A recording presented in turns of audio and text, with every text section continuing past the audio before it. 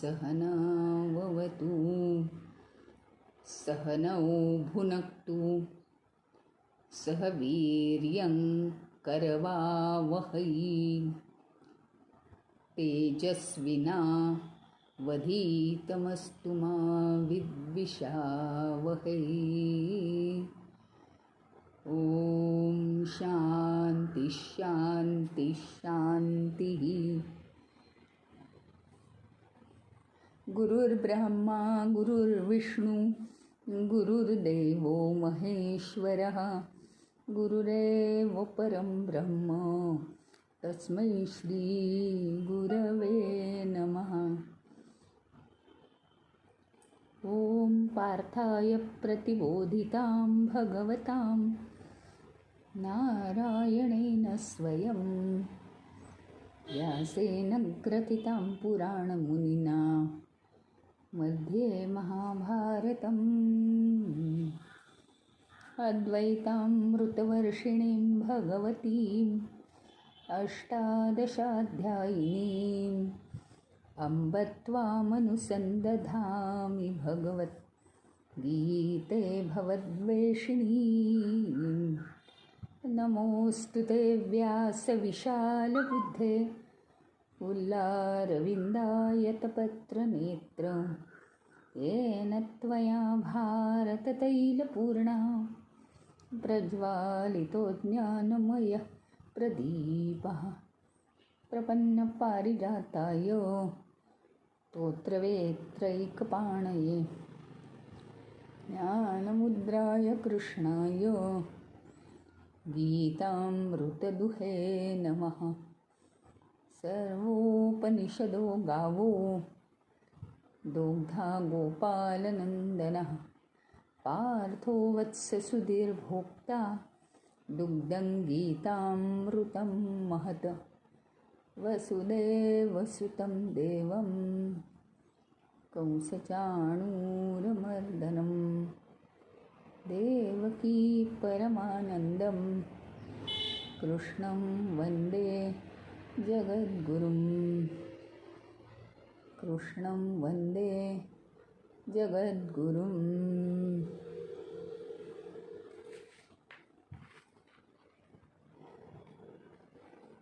परवा आपण 19वा श्लोक बघितला।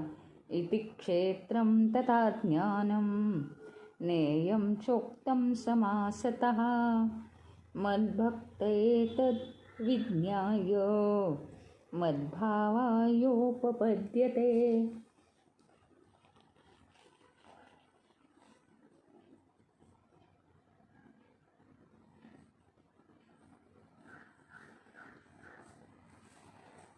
काय आहे ह्याच्यात?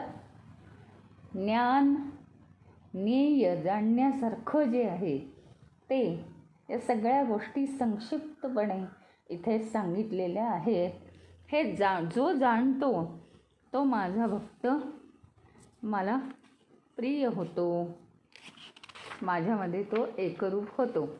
हा 19वा श्लोक आता संपलेला आहे. प्रकृतिं पुरुषं चैव विध्यनादि उभावपि विकारांश्च गुणांश्चैव विद्धि प्रकृतिसंभवान्. प्रकृतिं पुरुषं चैव, प्रकृती आणि पुरुष हे दोन्हीही कसे आहेत?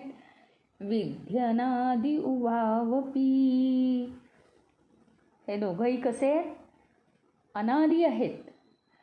म्हणजे त्याला सुरुवातच नाही आहे, फार पूर्वीपासून ते आहेत.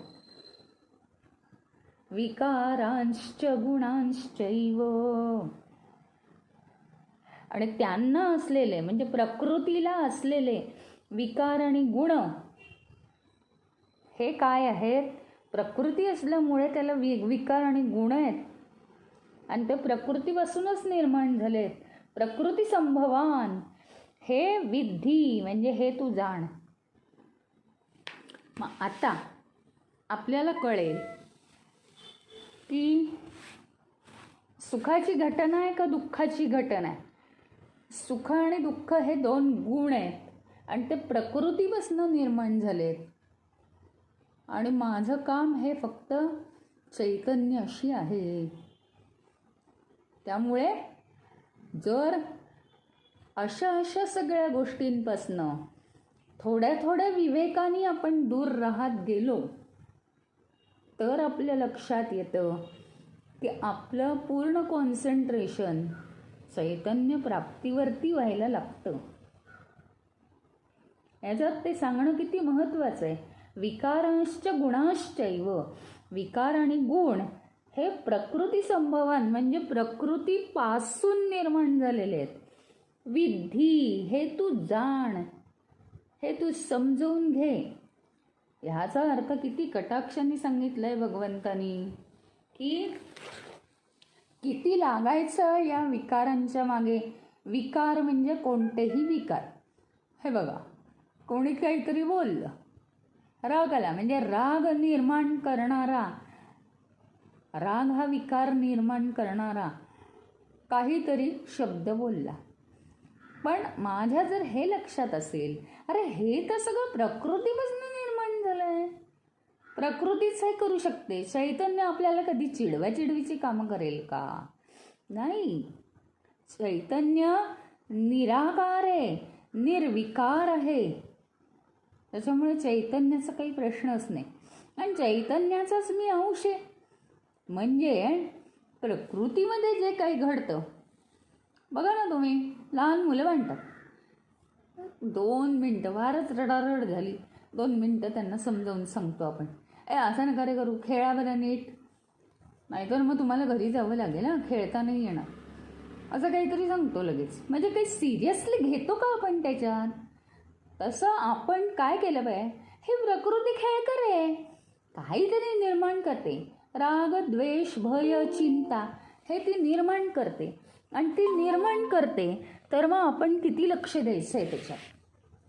ती जर हे निर्माण करते प्रकृती, तर प्रकृतीमुळेच हे सगळे विकार माझ्या आतमध्ये तयार होतात आणि गुण तयार होतात एकेका प्रकारचे. तर त्याच्यामुळे माझं जे व्यक्तिमत्व आहे ते असं छेदलेलं व्यक्तिमत्व दिसतं. 10 ठिकाणी तडा गेलेलं एकसंध व्यक्तिमत्व दिसत नाही. त्याचं कारण इकडून काहीतरी आपल्याला त्रास झालेला असतो, तिकडून मनात कुठला तरी राग असतो, एक काहीतरी मनात काळजी असते. आणि हे सगळं उराशी बाळगून आपण व्यवहार, व्यापार सगळं चालू ठेवतो. आणि मग कुठला आलाय भक्तीला वेळ आणि कुठला आलाय चैतन्य प्राप्तीला वेळ. कधीच आपल्याच्यानी साधनाच होणार नाहीये. त्याच्यामुळे हे तू फार मोठी आणि महत्त्वाची गोष्ट भगवंतांनी सांगितली आहे. 10 अंडरलाईन की काय आहे, सगळा खेळ हा कोणाचा चालतो? प्रकृती आणि पुरुष यांचा चालतो.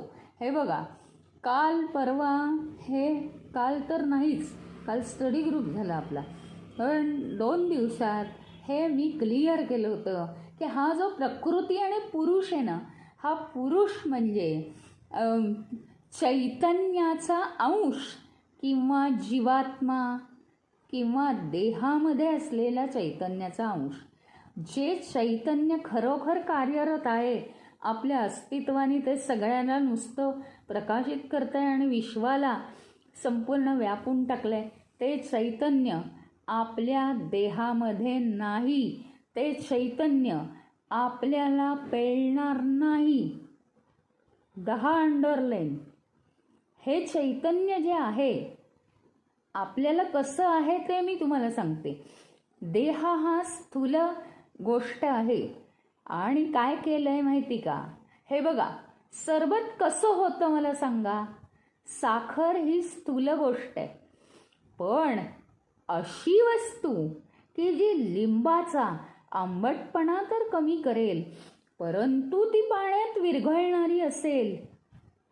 हा केवढा पूर्वीच्या मानवाने विचार केलाय. मीठ हवं असेल तर मीठ पण थोडंसं टाकावं, आणि लिंबू आणि पाणी या 4 गोष्टी. लिक्विड असलेलं पाणीसुद्धा फार मोठं काम करतं. सगळ्यांना सामावून घेऊन अतिशय सुंदर पाहिजे तशी चव होते त्या सरबताची. म्हणजे काय आहे, सर्वांनी स्वतःचे गुणधर्म तिथे सोडलेले आहेत.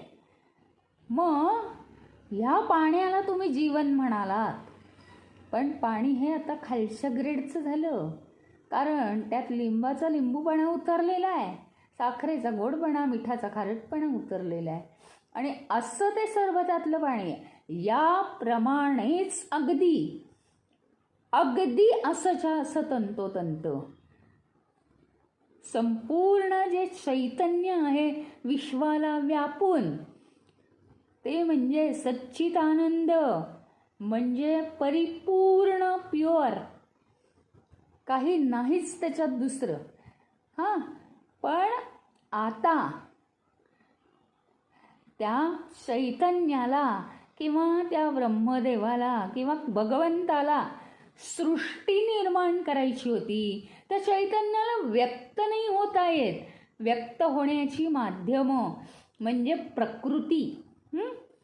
प्रकृती आता नुसतं त्यांनी पाहिलं सगळ्या विश्वाला व्यापून टाका, पण ती काय आहे, अक्षर प्रकृती आहे ना. सगळं कसं काय झालं, सगळं निर्जीव जीवन झालं. मग त्यांनी सजीव सृष्टी निर्माण केली, आणि त्यांना जेव्हा तो सचेतन करू लागला तेव्हा जास्तीत जास्त चैतन्याला व्यक्त होता आलं त्यांच्यामधून. ही सगळी झाली हिस्ट्री. आता ज्यावेळी त्याला व्यक्त होता आलं त्यावेळी तो प्रत्येक देहातून आता डोकावतोय, आणि तो तिथेच आहे, तरच तो देह जगणार आहे. म्हणून तो जीवात्मा किंवा तो पुरुष, प्रत्येकामध्ये पुरुष आहे बरं का. आणि प्रकृती म्हणजे हे विश्वातले गुण सगळे. विश्वातले गुण म्हणजे प्रकृती म्हणजे देह समजा थोड्या वेळ, आणि पुरुष म्हणजे आपल्यातला चैतन्य, चैतन्याचा अंश, जीवात्मा, पुरुष, काहीही म्हणा. म्हणजे प्रकृतीबरोबर वावरणारा पुरुष हा मूळ चैतन्याच्या खालच्या दर्जाचा मिक्सअप झालेला आहे. तो सरबताप्रमाणे मिक्सअप, प्रकृतीशी मिक्सअप झालेला आहे, म्हणून तो खालच्या दर्जाचा आहे. खालच्या दर्जाचा म्हणायचं नाही आहे मला, कारण तो सगळी कार्य करतोच आहे. या देहामध्ये राहून तो सगळी कार्य करतो, बुद्धी चालवतो. मला मन शांत करावं असं वाटलं तर तो मला मदत करतो. इंद्रियांना मला कंट्रोल करावं असं वाटलं तर तो नक्की मला मदत करतो. तर असं असताना एक या प्रकृती आणि पुरुषाची आपल्याला जागा कळली ना.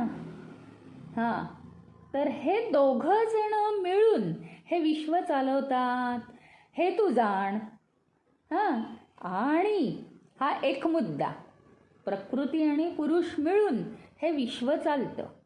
दुसरा महत्त्वाचा मुद्दा की विकार आणि गुण, गुण कमी जास्त होणं, सत्वरजतम, आनंद दुःख, रागद्वेष. आत्ता रागात आहे तर नंतर लगेच हसण्यात, आनंदात, लगेच डोळ्यातनं पाणी. विकार, तर विकार आणि गुण ही सगळी प्रकृतीपासून निर्माण झालेली, प्रकृतीचीच बाळ आहेत ती.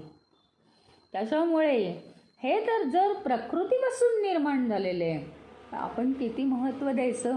आत्ता बघता जर मला राग आला, अरे हा राग तर प्रकृतीपासून निर्माण झाला, मी तर चैतन्य आहे.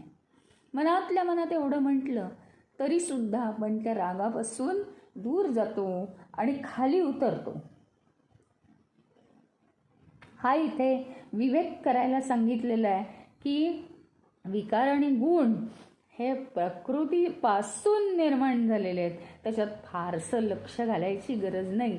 जाऊ दे, हे प्रकृतीपासून आहे, आपला त्याच्याशी काही संबंध नाही. आपण चिडायचं नाही, आपण काळजी वाटू द्यायची नाही, आपण भीती वाटू द्यायची नाही. आणि त्याच्यासाठी दृढ श्रद्धा हवी. परमेश्वर आपल्या पाठीशी आहे ना, अजून काय पाहिजे.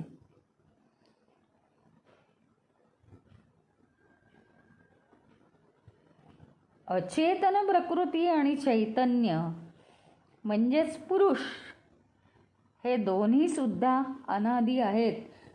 म्हणजे पुरुष सुद्धा प्रकृतीबरोबर नाचायसाठी अनादीच आहे, खूप पूर्वीपासून आहे. प्रकृती आणि पुरुष या ईश्वराच्याच दोन बाजू आहेत.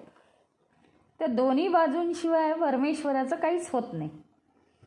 आणि ईश्वर शाश्वत आहे.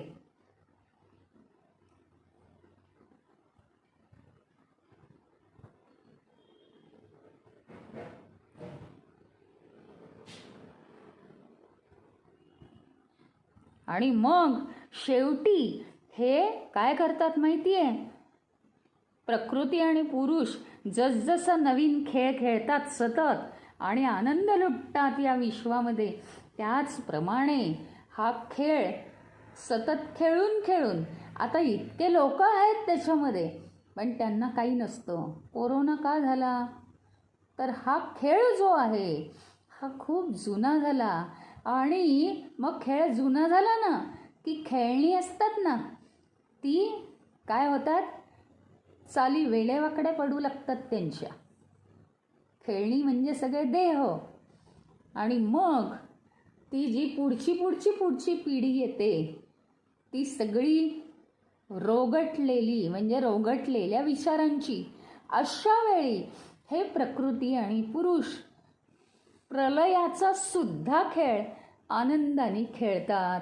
आणि काहीही न बोलता हे बिघडलेलं जे विश्व असतं त्याचा नायनाट करून पुन्हा नवीन खेळाचा ते आनंद उपभोगतात. किती कालावधी लागला त्याला, त्यांना काहीही काळाच्या पलीकडचेच असतात ना दोघंही, त्यामुळे त्यांना काळाचं काही नसतं. परमेश्वर हे केवळ एक आणि एकच अधिष्ठान आहे विश्वाचं, आणि तेच इकडे तिकडे क्रीडा करतं.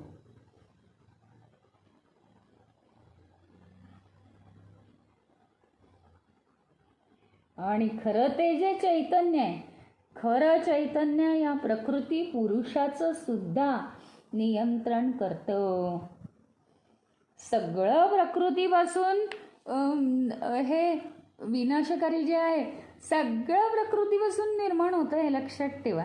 त्याच्यामुळे त्याच्यात जास्त अडकायचं नाही. आज एक अडचण आली, उद्या एक अडचण आली, हे प्रकृतीपासून निर्माण झालं, आपण सोडवू पाहिजे तर, पण त्याची काळजी नाही करायची. प्रकृतीपासून जे निर्माण झालं आहे ते की झाड की बत्ती, ते सोडवायचं आहे आपल्याला.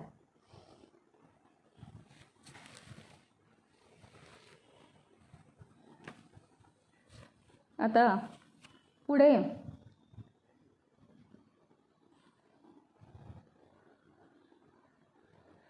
हे जे आत्ता आपल्याला सांगितलं की हे जे गुण आहेत आणि हे विकार आहेत हे प्रकृतीपासून निर्माण झाले. मग हे कोणते आहेत हे आता पुढच्या श्लोकामध्ये 21व्या सांगतायत. कार्यकरण कर्तृत्वे हेतु प्रकृतिरुच्यते पुरुष सुख दुःखानां भोक्तृत्वे हेतुरुच्यते. कार्य आणि कारण, कार्य आणि त्याचं कारण,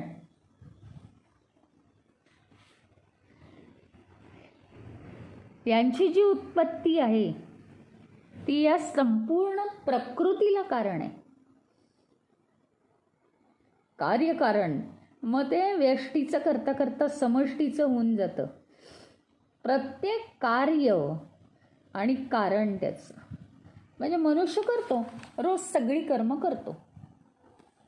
त्याची कारणं त्याला माहिती आहेत का? एकच कारण आपल्याला माहिती आहे. आपल्याला बहुतेक वासना अशा असतील म्हणून मला ही अशी कर्म आहेत, दुसऱ्याला ती तशी कर्म आहेत, आणखीन तिसऱ्याला ती तशी कर्म आहेत.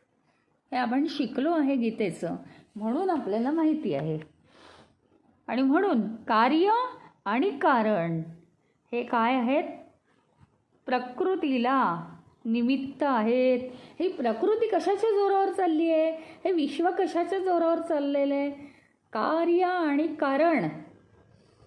एक कार्य घडते आणि त्याची पुन्हा जर चुकीची फळं आली असतील तर त्याच्यात जर माणूस अडकला तर तो पुन्हा वासना तयार करतो आणि मग ते कारण बनतं दुसऱ्या कार्याचं आणि पुन्हा त्याला त्याच्यात अडकावं लागतं.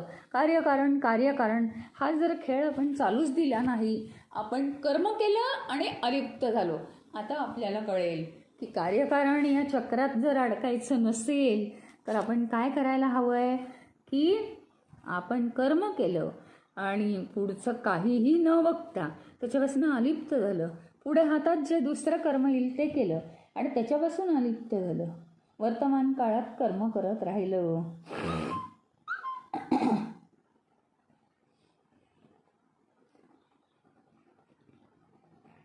आणि आपल्याला जे पुढचे जन्म भोगावे लागतात त्या बाबतीत आता थोडासा कन्सेप्ट वेगळा आहे. जीवाला, कारण जीव उपभोक्ता होतो. देहातला हा जो जीव आहे, जो चैतन्याचा अंश आहे, पण अहंकाराने तो झाकला जाऊन त्याच्यावर सुद्धा या प्रकृतीने कमाल केलेली आहे. आणि तो झाकला जाऊन काय होतं माहिती आहे का? तो भोक्ता बनतो, भोक्ता. आणि भोक्ता बनल्यामुळे काय होतं?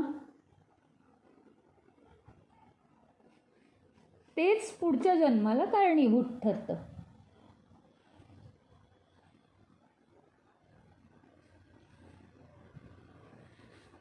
कार्य आणि कारण यांची उत्पत्ती कशी होते?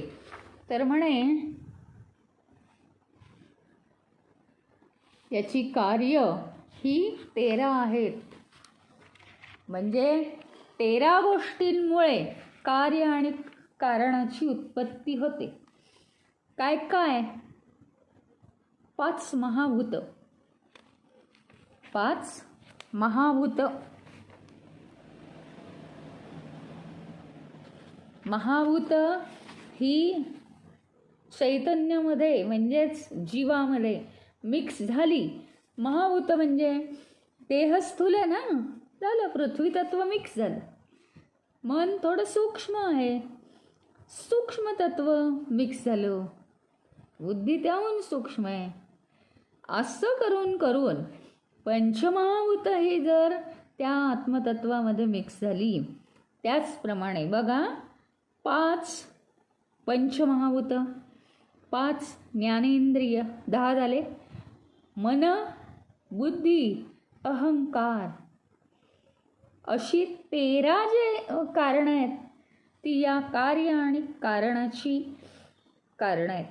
कार्यकारण चक्र का चालतं त्याची कारणं आहेत ही. मन बिघडलं, बुद्धीने विवेक नाही केला, अहंकार खूप वाढला आहे आणि 5 ज्ञानेंद्रिय मोकाट सुटली आहेत आणि पंचमहाभूत तर आहेतच आजूबाजूला. आपण पंचमहाभूतात्मकच आहोत आणि विश्वसुद्धा पंचमहाभूतात्मक. तर सगळं बिघडणार आणि कार्यकारण जन्ममृत्यू याच्यात आपण अडकणार. अगदी ह्याच्या उलट म्हणजे काय? पंचमहाभूत आहेत. देहाशिवाय तर आपण काहीच नाही करू शकत, पण देहापासनं थोडं आपल्याला अलिप्त राहता आलं पाहिजे. म्हणून देहाची काळजी घ्यायची एक उपकरण म्हणून आणि थोडं अलिप्त राहत गेलं पाहिजे. त्याच्यासाठी ईश्वराला समर्पित झालं पाहिजे. हे एक अतिशय चांगलं आपल्याला उदाहरण दिलं आहे, सोल्युशन दिलं आहे. आणि दुसरी गोष्ट, इंद्रियांवर संयम ठेवला. इंद्रियांवर संयम ठेवला म्हणजे मन त्याच्याबरोबर इंद्रियांबरोबर बाहेरच्या जगात धावत गेलं नाही. मन आहे तिथेच राहिलं. इंद्रियांनी फक्त जी इन्फॉर्मेशन आणली त्यांची अतिशय उपयुक्त अशी इन्फॉर्मेशन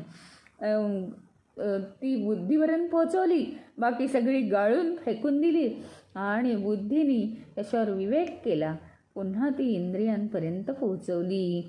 आणि अशा रीतीने मन शांत राहिलं. आधी बुद्धीचा विवेक झाला, आता त्याच्या पुढची स्टेप की मन ईश्वरी विचारांनी भरून जाऊ लागला हळूहळू आणि मन फक्त परमेश्वराच्या सेवेत रुजू राहण्याची जर इच्छा करू लागलं तर त्या व्यक्तीचं कल्याणच आहे असं समजायचं.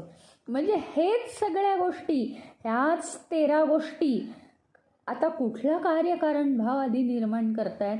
आधी तर आपल्याला भगवंताकडे वळलं पाहिजे आणि मग बघू ते चैतन्य प्राप्ती वगैरे. एकदम होत नसतं सगळं. सगुण साकार भगवंताकडे वळलं पाहिजे आपल्याला. आणि अशा रीतीने याच 13 गोष्टींचा अशा कार्यकारण भावासाठी, म्हणजे जे कमीत कमी आपल्याला जन्ममृत्यूच्या जाळ्यात अडकवेल अशा गोष्टी जर केल्या तर त्याचा उपयोग होऊ शकेल, हे इथे दाखवायचं होतं. आणि त्याच्यासाठी माणसाचा विवेक तर हवाच, युक्तिवाद पण हवा. मनावर नियंत्रण कसं ठेवावं वेगवेगळ्या परिस्थितीत, आणि बुद्धीचा सतत विवेक कसा करावा. विषयवस्तूंच्या या जगतामध्ये आपण कशा प्रतिक्रिया दाखवाव्यात, किती त्याच्यापासून अलिप्त राहावं, त्याच्याशी तादात्म्य किती ठेवावं. मीपणाची भावना ठेवता कामा नाही तर ह्या सगळ्या गोष्टी कार्यकारणाचं प्रतिनिधित्व करतात.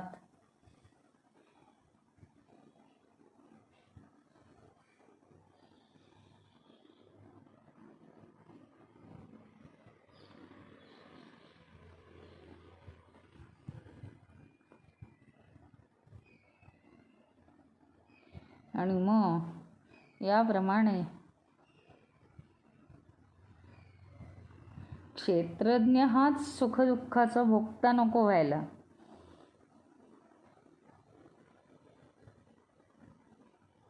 भगवान म्हणतात संसार कशामुळे आहे, त्या क्षेत्रज्ञामुळे.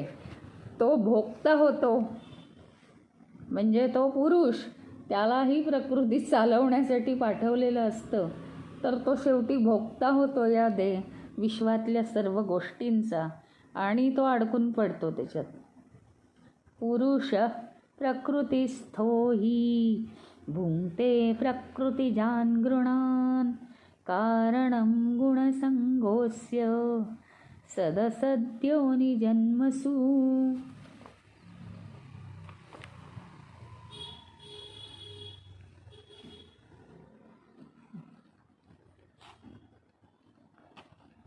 प्रकृतिस्थ पुरुष, प्रकृतीमध्ये स्थित असलेला हा जो पुरुष आहे, माहिती आहे ना आपल्याला, प्रकृतीबरोबर तो वावरतोय.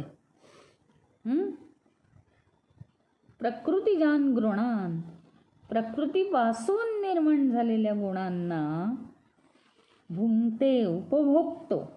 प्रकृतीपासून जे गुण निर्माण होतात, रागद्वेष भय चिंता, यांना तो उपभोगतो. त्याला कळत नाही हे प्रकृतीपासून निर्माण झालंय. अस्य गुणसंग, या गुणांवरची आसक्ती, सद्योनि जन्मसु कारणम, उच्च आणि वाईट नीच योनीमध्ये जन्म घेण्याचं हेच कारण आहे. पुढचा जन्म मिळण्याचं हेच कारण आहे. काय कारण आहे की हा जो पुरुष आहे हा उपभोक्ता बनतो आणि प्रकृतीबरोबर राहून तो उपभोक्तेपणाने राहतो.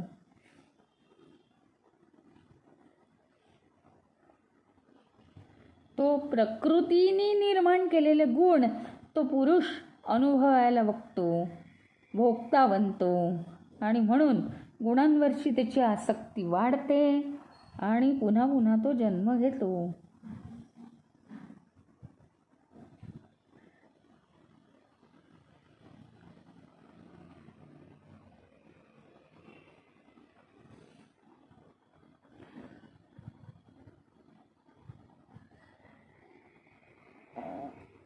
आता दुसरी एक स्थिती अशी आहे, पुरुष प्रकृतीत स्थिर होऊन राहतो.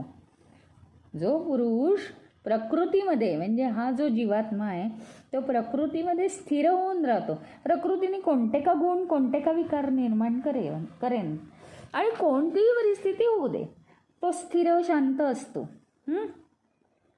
चैतन्याला संसार आहे का हे मला समजलं पाहिजे. मग जेव्हा आपल्याला अभ्यासच करायचा आहे तेव्हा सतत हे विचार यायला पाहिजेत, मी म्हणजे चैतन्य, चैतन्याला संसार नाही आहे. संसार ह्याचा अर्थ अतिशय विचार येणं किंवा झालेल्या गोष्टींबद्दल उपभोग घेणं, वाईट वाटत राहतं, रडतच राहिलं, असं नको.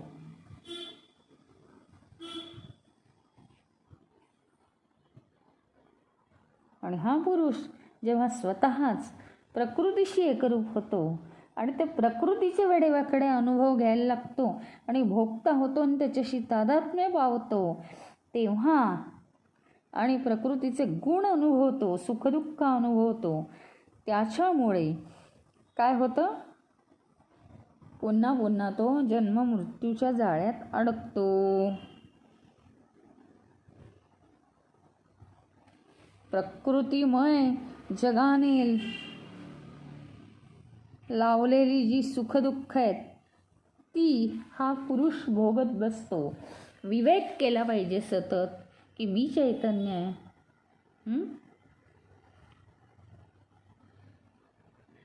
माझं अनुभव क्षेत्र मी निर्धारित केलं पाहिजे. मला काय करायचं आहे, परीक्षेच्या दिवसात फक्त अभ्यास का हेही करायचं आहे तेही करायचं आहे नाही, म्हणजे माझं अनुभव क्षेत्र मी पहिलं पक्का केलं पाहिजे. मुलं आजकाल 10वी होतात, डॉक्टर करू का इंजिनियर करू, पण हेच जरा चांगलं दिसेल नाही का, मग तेच करूया आपण. काहीच ठरलेलं नसतं, मग काय उपयोग आहे. नंतर पुढे जाऊन ती साईड खूप कठीण वाटते आणि ते शेवटी सोडून द्यावंसं वाटतं. असं नाही, आपला मार्ग अनुभवाचा निश्चित करायचा आहे आयुष्यात. मानवी ध्येय, उच्च ध्येय काय, चैतन्याला प्राप्त करून घ्यायचं.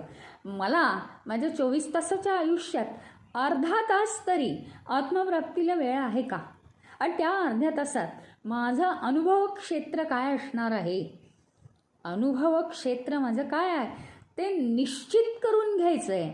आणि तिथे त्याच्याशिवाय दुसरं काहीही करायचं नाही, त्याच्याशिवाय त्याचे विचारसुद्धा करायचे नाही.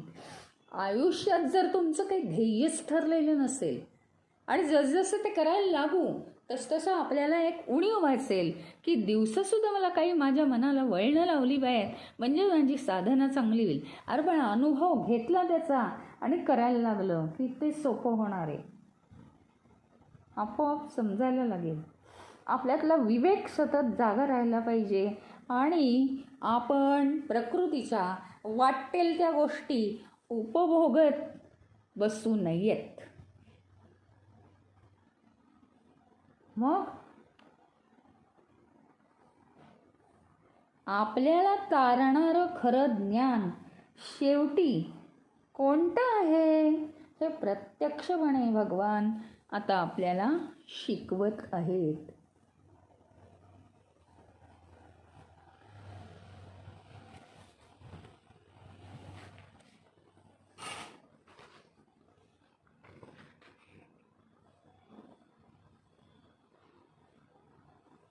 उपद्रष्टानुमंता च भर्ता भोक्ता महेश्वर परमात्मेति चाप्युक्तो देहेस्मिन् पुरुषः परः.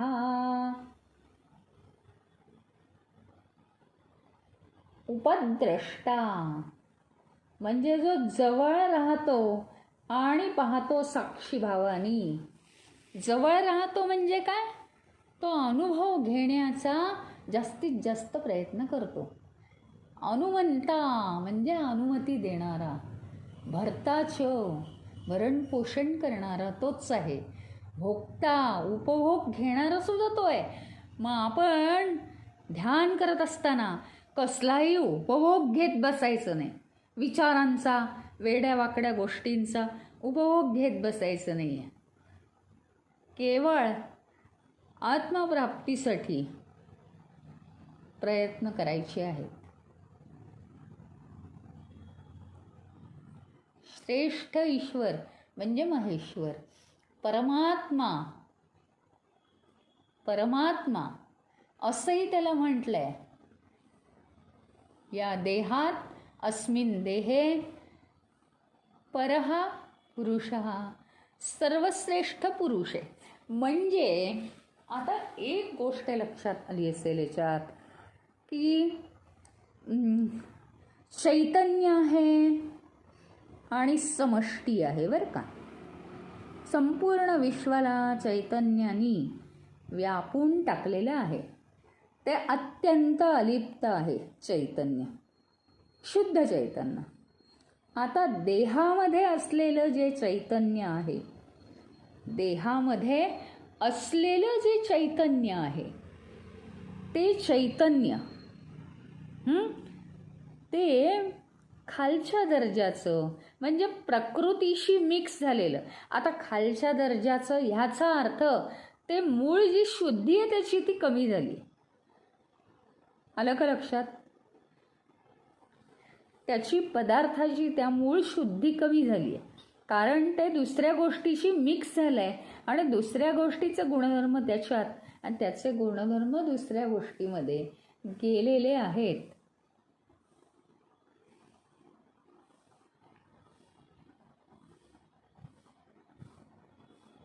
मग हा जो कोण आहे, या देहामध्ये जो सर्वश्रेष्ठ आहे त्याला काय म्हणायचं? सर्वश्रेष्ठ पुरुष म्हणायचं. कारण तो प्रकृतीबरोबर नाचतोय. प्रकृती कोणती आहे या देहातली? देह, स्थूल प्रकृती आहे ना ती, पृथ्वी प्रकृती. आणि त्याच्याबरोबर तो देह नाचतोय. आणि त्यांच्यापेक्षा म्हणजे पृथ्वी तत्वापेक्षा सूक्ष्म म्हणजे इंद्रिय, ज्ञानेंद्रिय आणि मन, बुद्धी, चित्त, अहंकार.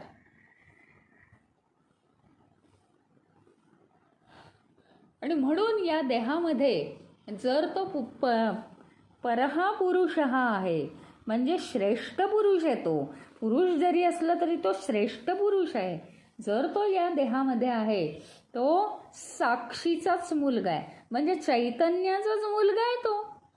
त्यामुळे होणारे काय की तो आपलं भरणपोषण करतो, प्रकृतीबरोबर राहून उपभोग पण घेतो.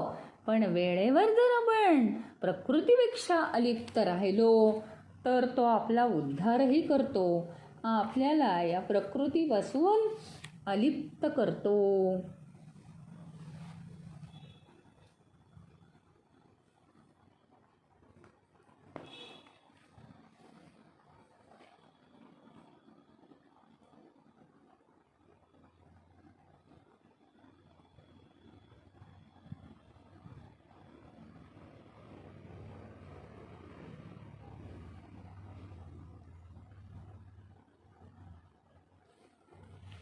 हा जो प्रकृती पुरुष आहे ना, प्रकृती बरोबर जाणारा पुरुष, हा पुरुष आहे ना, हा थोडासा मलिन आहे असं ते म्हणतात.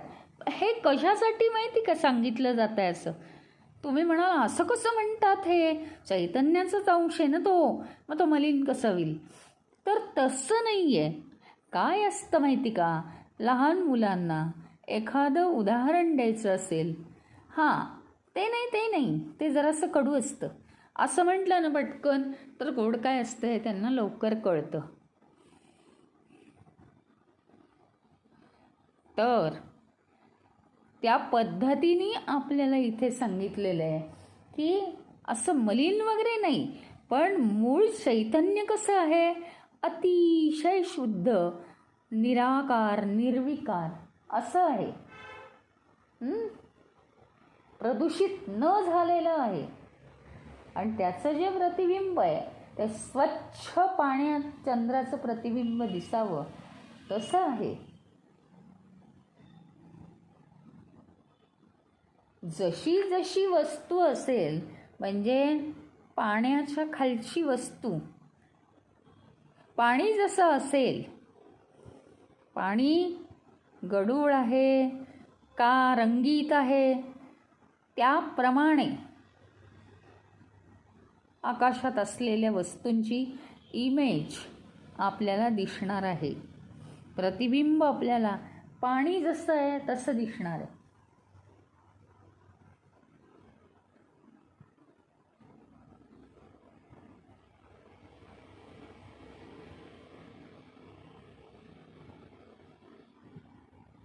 पण मला एक सांगा की चंद्र जर गढूळ पाण्यात गढूळ दिसला, त्याच्यावर डाग आहे तसं दिसलं, तर खऱ्या खऱ्या चंद्राला डाग असतात का हो?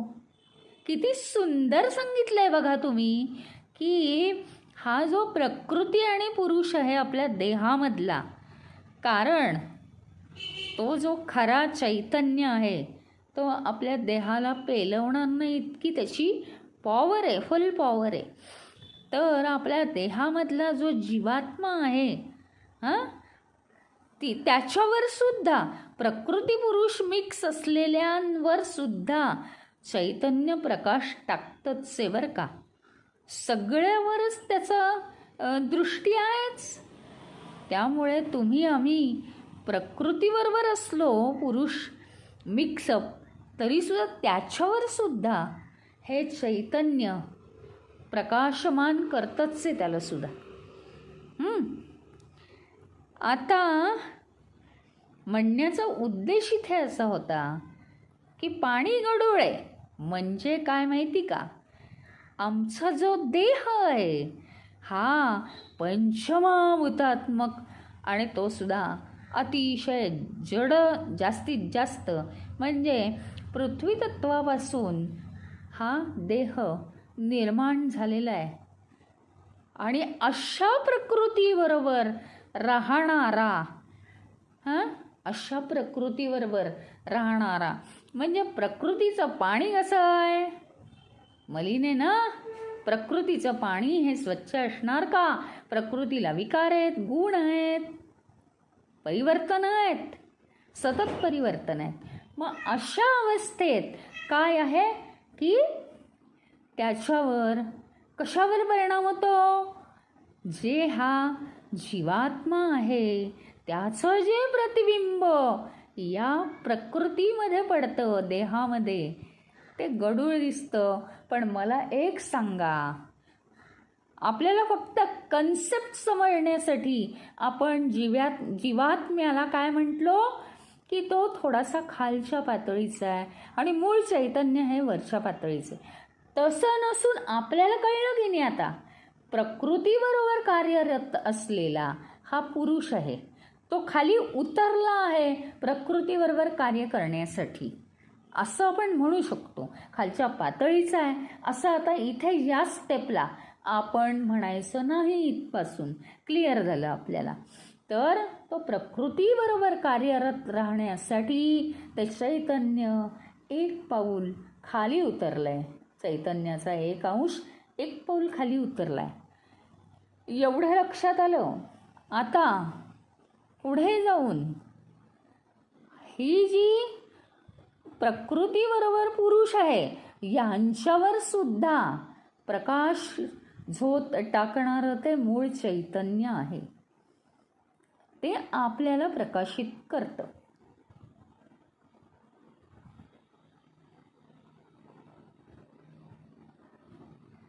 आता होतं काय, प्रतिबिंबाचा हा जो श्लोक आहे हा अत्यंत महत्त्वाचा आहे. प्रतिबिंब हे शुद्ध पाण्यामध्ये शुद्ध पडतं आणि गढूळ पाण्यामध्ये प्रतिबिंब हे वेडवाकडं पडतं. खडबडीत पृष्ठभाग असलेल्या पाण्यामध्ये ते अजून वेडवाकडं पडतं. आता प्रतिबिंब कसंही असो, पण म्हणून हे जे चंद्रसूर्य आहेत ज्यांचं प्रतिबिंब पडलेलं आहे ते खराब आहे का प्रतिबिंबाप्रमाणे? प्रतिबिंबावर प्रकृतीचा परिणाम झाला आणि प्रकृतीचे जे विकार आहेत त्याप्रमाणे प्रतिबिंबावर विकार झाले आणि ते तसं आपल्याला दिसलं. आपल्याला जर ज्ञान असेल, चंद्र आणि सूर्यामध्ये फरक पडत नाही. अगदी याचप्रमाणे आता आपण समजावून घ्यायचं आहे की देहामधल्या प्रकृतीबरोबर ज्यावेळी चैतन्य पुरुष या भूमिकेतून राहू लागलं, देहामधली प्रकृती आणि पुरुषरूपी चैतन्य हे दोन एकत्र राहू लागले. प्रकृतीला विकार आहेत, गुण आहेत आणि त्याच्यामध्ये आता मिक्स झालं. त्यामुळे प्रकृतीला विकार आहेत. आता नुसतेच विकार आहेत का? या देहानी बरोबर येताना काय आणलंय? वासना आणल्यात. ह्या सगळ्यामध्ये सगळ्याचं पाणी तयार झालंय. वासना, विचार, त्याच्यापासून निर्माण झालेले विकार, बुद्धीचा विवेक न होणं, काहीच कंट्रोलमध्ये नाही. आणि अशा वेळी अहम खूप वाढलेला आणि अशा देहामध्ये, अशा देहरूपी प्रकृतीबरोबर हे चैतन्य ज्यावेळी वावरतं ना, त्यावेळी त्या देहामध्ये चैतन्य असं वाटतच नाही. पण चैतन्याशिवाय तो देह म्हणजे हे राहतो का? जिवंत राहतो का? नाही. म्हणजे निश्चितच चैतन्य आहे, परंतु ते सगळं गडूळ झालेलं, मलिन झालेलं. ते चैतन्य मलिन होतं का शेवटी? पण ज्याला ते दिसत नाही तो मी, अज्ञानी जीव, हा एक नवीन कन्सेप्ट तयार झाला आणि त्याचे नुसते हाल हाल आहेत. केवळ भोग घेण्यासाठी हे आयुष्य आहे असं त्याला वाटतंय, कारण काहीच हातात नाही. मग ज्यावेळी ही भगवद्गीता आणि ती सुद्धा स्वामी चिन्मयानंदांनी इतकी सुंदर शब्दामध्ये ती मांडलेली आहे. इथे कुठेही डाऊटला जागाच नाही आहे. पूर्णपणे सायन्सवर आधारित, कुठलंही काही पटायचं नाही पटायचं असं राहिलेलंच नाही आहे. इतके सिद्धांतावर त्यांनी भर दिलेला आहे आणि ज्याप्रमाणे ज्या बुद्धिचातुर्याने भगवंतांनी ही गीता सांगितली आहे ती तशीच्या तशी, किंबहुना त्याच्याही पेक्षा क्लिअर, सुंदर रीतीने अशी लोकांपुढे मांडली गेली आहे. आणि म्हणून त्याचा अभ्यास आपण करणं अत्यंत आवश्यक आहे. आणि त्यातून हा 13वा अध्याय म्हणजे कळस आहे. कळस, प्रत्येक कन्सेप्ट हा कळस आहे त्यातला. आणि इतक्या महत्त्वाच्या गोष्टी सांगितल्या आहेत. प्रकृतीमध्ये जर एखादं प्रतिबिंब पडलं तर त्याला सगळं विद्रूप करून टाकणार ते. कारण प्रकृतीला काय आहेत? विकार आहेत. विकार. प्रकृतीला गुण आहे, चांगलं वाईट. मग ते पाणी काय होतं? प्रकृतीयुक्त पाणी गडूळ होतं. आणि प्रकृतीमध्ये पडलेलं जे चैतन्याचं प्रतिबिंब आहे ते आपल्याला स्पष्ट दिसत नाही. आम्ही साधनेला बसतो, होतच नाही साधना. बसलं ना, विचार येऊ नये म्हटलं की खूप विचार येतात. अर्धा तास साधनेला बसतो आणि 1 तास दुसरेच विचार करून मग बाहेर येतो आणि तेव्हा कुठे आम्हाला बरं वाटतं. ही जर आपली अवस्था असेल तर आता काय सांगावं आपण? यातला इतका महत्त्वाचा मुद्दा आहे की मला जर माझ्या प्रकृतीमध्ये, माझी प्रकृती काय आहे? शरीर, मन, बुद्धी, चित्त, अहंकार, इंद्रिय, ही माझी प्रकृती आहे सगळी. आणि त्याच्यामध्ये जर मला चैतन्याचं प्रतिबिंब शुद्ध स्पष्ट पाडायचं असेल तर माझी प्रकृती मला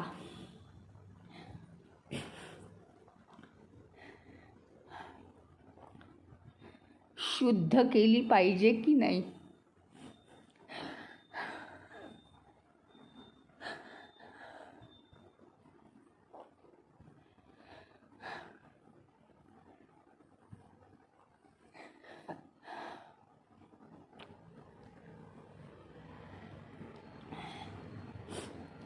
आणि त्याच्यासाठी आपण आपलं जर मानवी ध्येय तेच असेल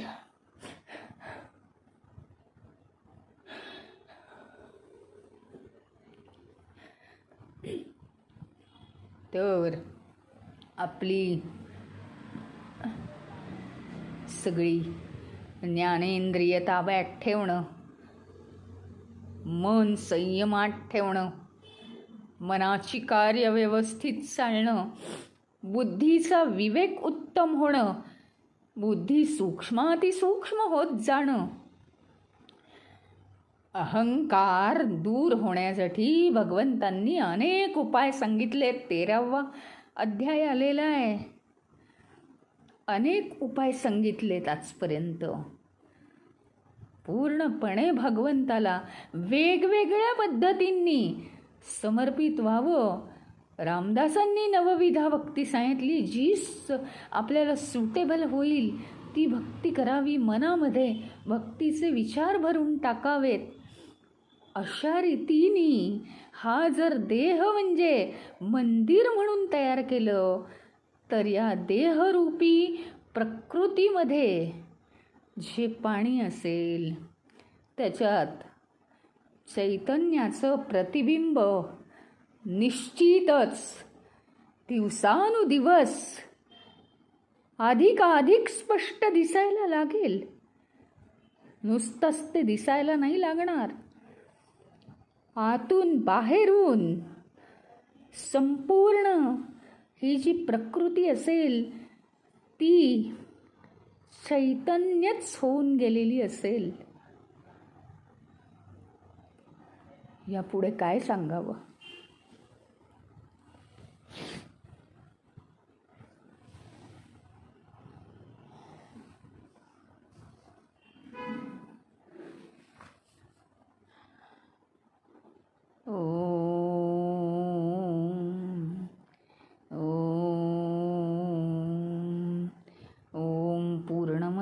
पूर्णमिदं पूर्णात् पूर्णमुदच्यते पूर्णस्य